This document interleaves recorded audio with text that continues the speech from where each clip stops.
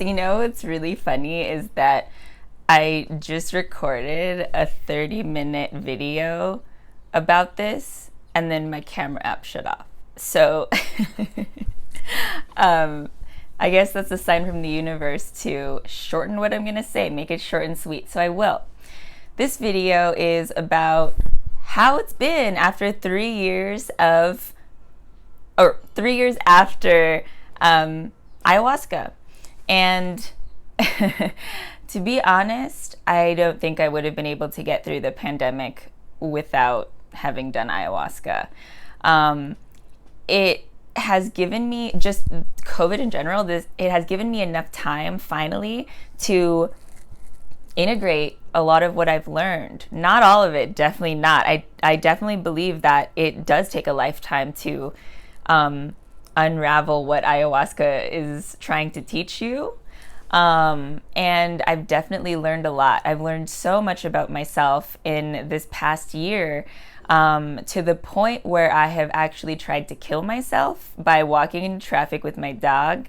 And then I had a miscarriage right after that. And so it's also like crazy because I've reconnected with family I haven't really seen in like a decade this past year also.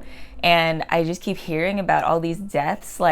Just like 2 days ago, one of my middle school friends lost his mom just suddenly. And just hearing about like all these things, and like just on a very like micro and macro level, I feel like the mindset that I was in before ayahuasca would not have been able to handle this. Like, I really, really do think and believe with all my being that ayahuasca gave me a second chance, that she gave me an actual like second life.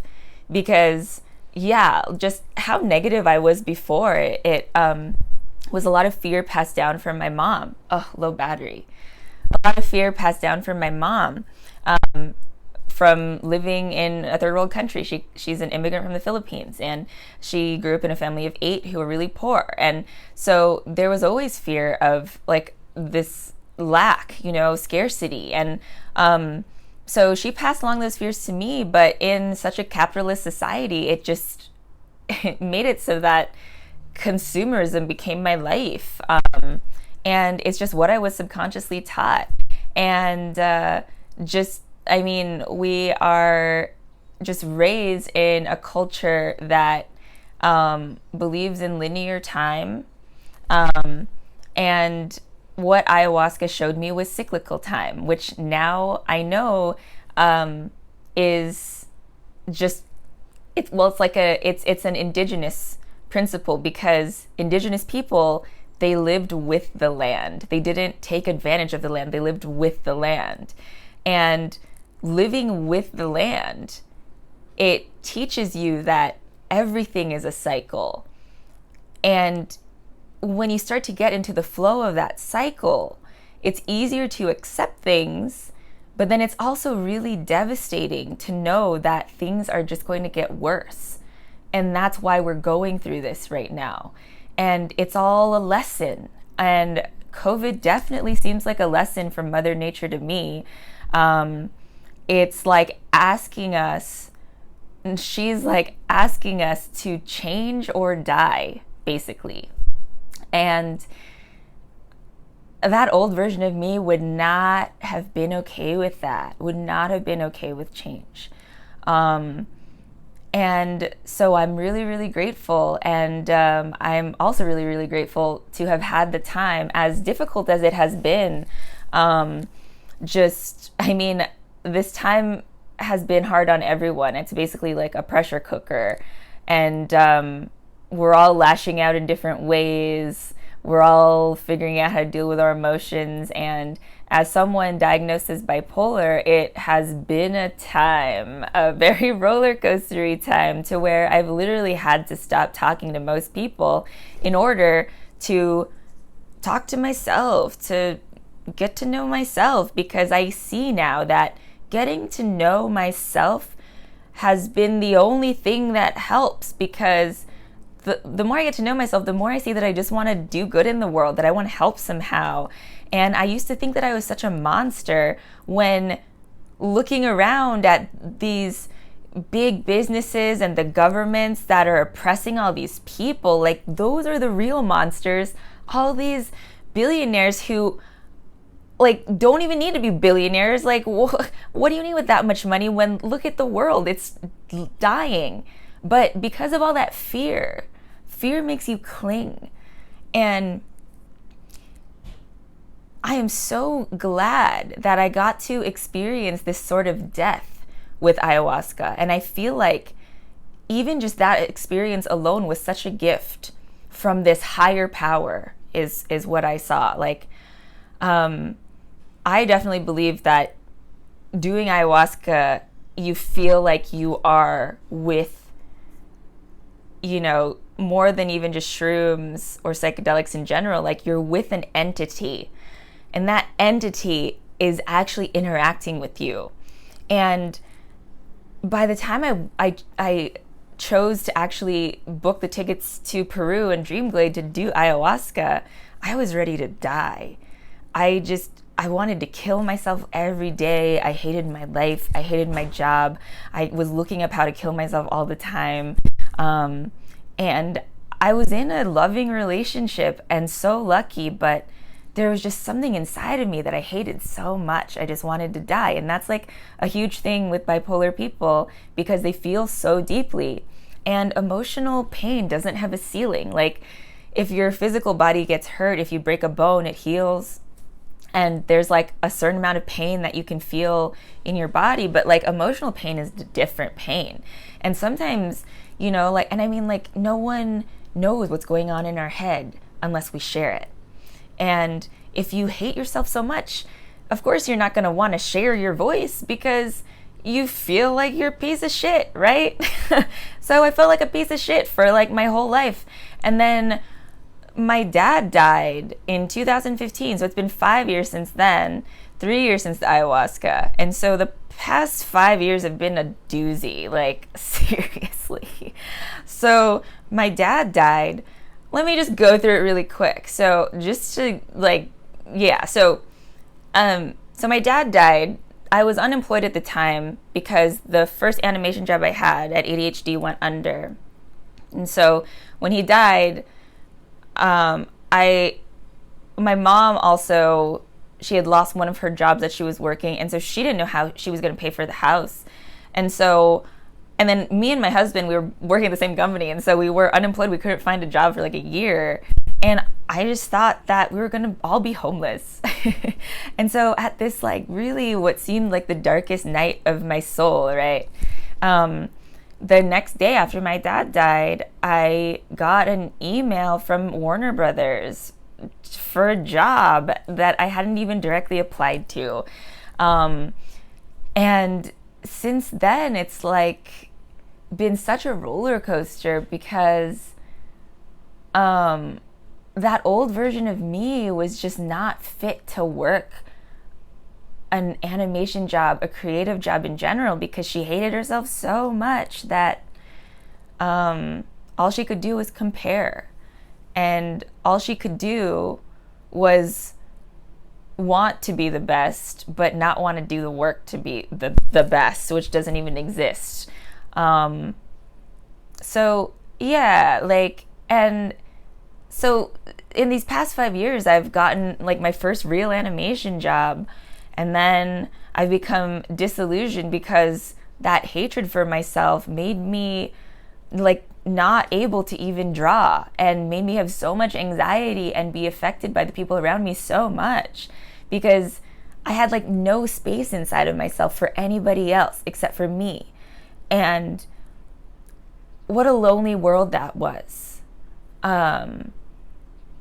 And so that was a journey in itself, but it made me so like bitter and negative and awful. I mean, I was already like that before, but I would put on this bubbly face, and people just wanted me to be bubbly. They didn't know that so much darkness existed underneath, because when I was in my low, I would not show myself to people, and then I would only show myself as like my high. And I wasn't diagnosed as bipolar until 2018. So I just wondered why I was so broken my whole life. And with emotions, it's like a spectrum. Bipolar people, like, we all feel emotions in different capacities, which we can't really tell how someone else is experiencing emotion, right? Like, it's all within us. But bipolar people, I guess, are like on the ends of the spectrum.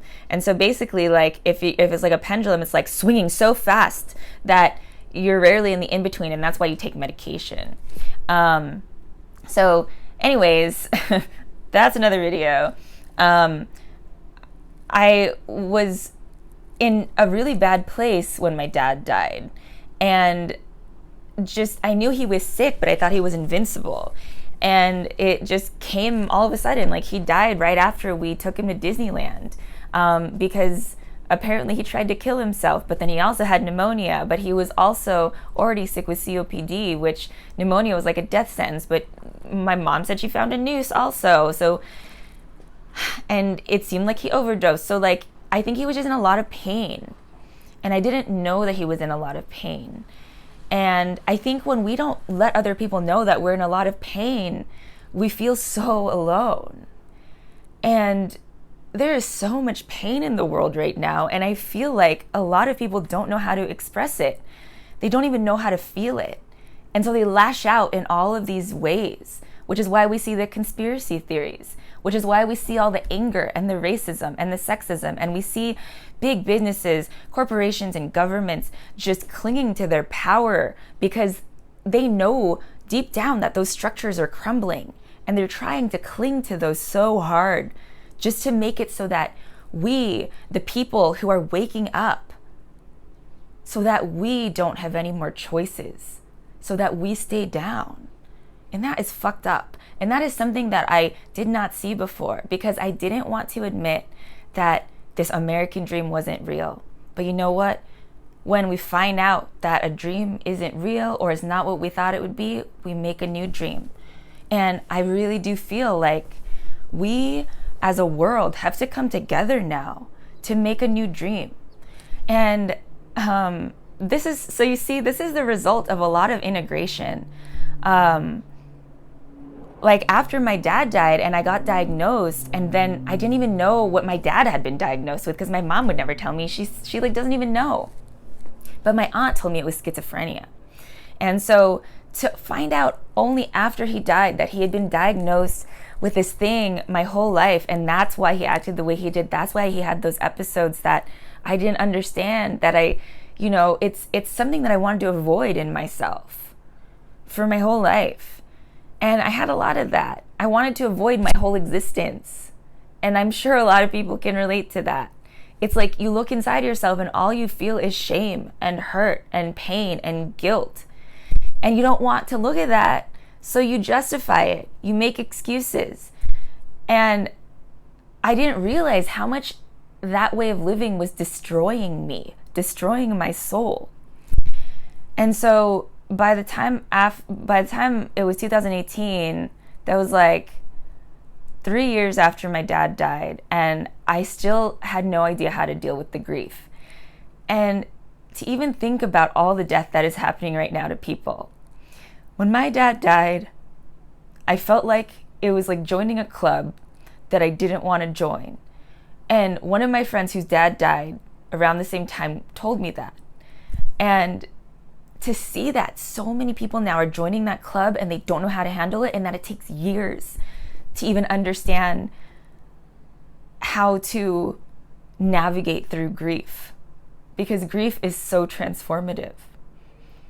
Without ayahuasca, I wouldn't have been able to do it because of the state that I was in from all this subconscious programming and from how I was raised.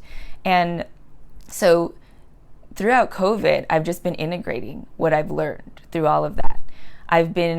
The first thing I did was I started, so after I got back from ayahuasca, it was just like I couldn't even function in this society. I remember my husband driving to go see my sister-in-law, and on the freeway I just was looking around at this like concrete jungle, right?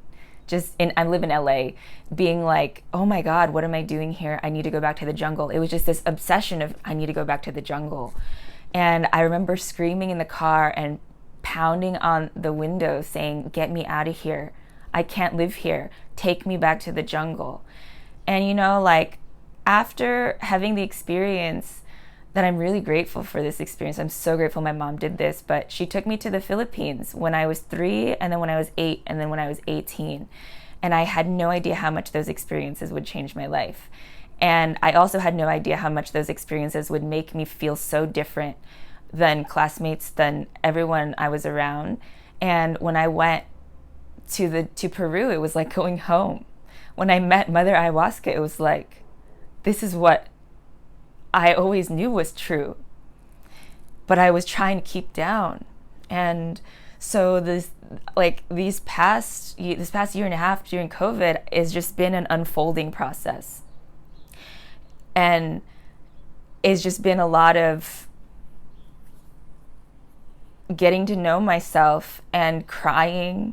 I don't even know how I have tears left anymore. It's just a lot of release, because what I see now is that this is about creating space within us. And that's what Mother Ayahuasca did for me. She created space inside of me to even meet myself at all, to get out of this external world that had, I feel, damaged me so much.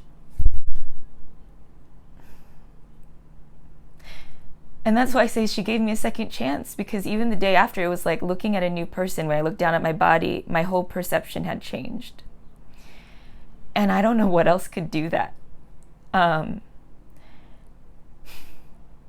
So since COVID, part of this whole integration process has been me getting certified as a Kundalini yoga instructor. I went through this, it was supposed to be 9 months of Kundalini training at this place nearby called the Yogi Tree. And the owner of that Jen, she's just like been like amazing.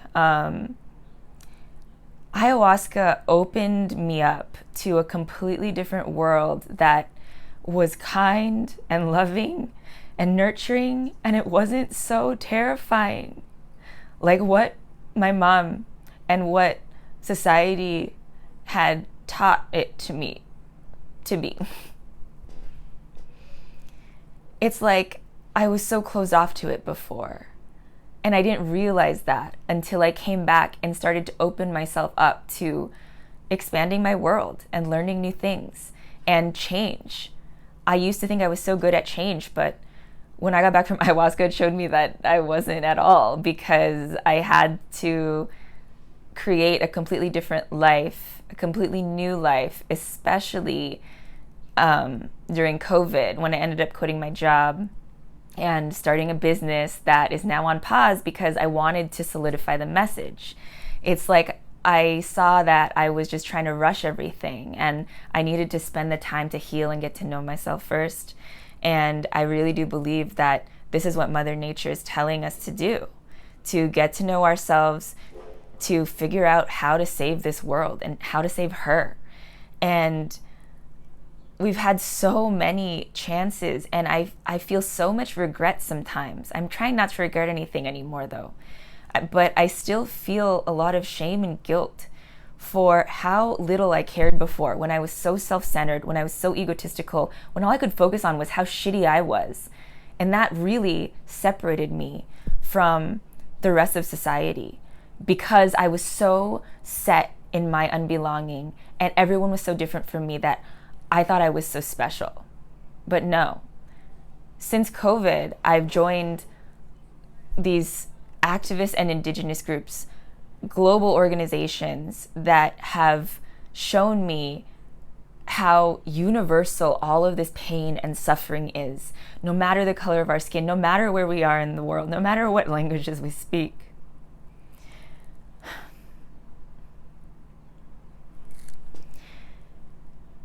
It's so funny that having to quarantine during a pandemic has expanded my world so much more than I could have ever imagined.